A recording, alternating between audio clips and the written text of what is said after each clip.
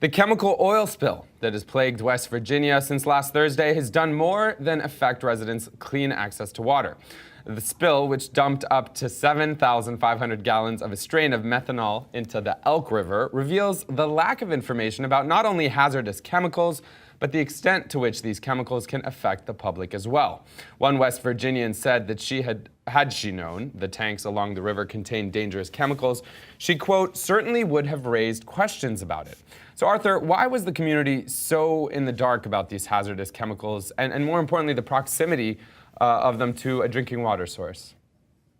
Well, what's such a shame about this situation is that there was a system in place to notify the public that these kind of chemicals were being stored where they were. And in fact, the company had notified the government that this exact chemical was on the premises, but people still didn't know about it.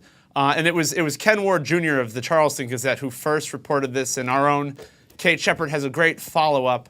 And there are almost 10,000 sites throughout the state where toxic chemicals are stored. But the way this is disclosed to the state is not digitally, it's all on paper.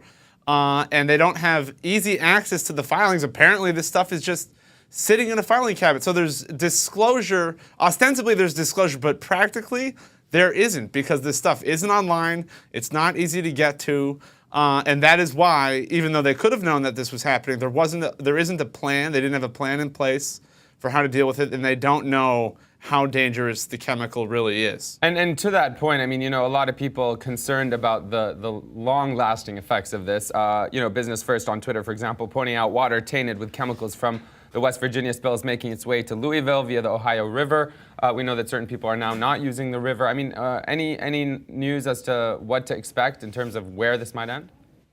Well, some people near the original contamination are being told that it's safe to turn on their drinking water and to use the water for bathing.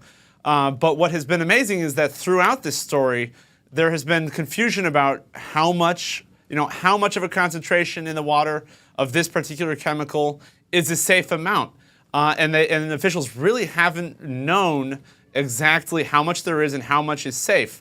So I think as it spreads to other areas, that is basically going to spread uncertainty to other areas as well.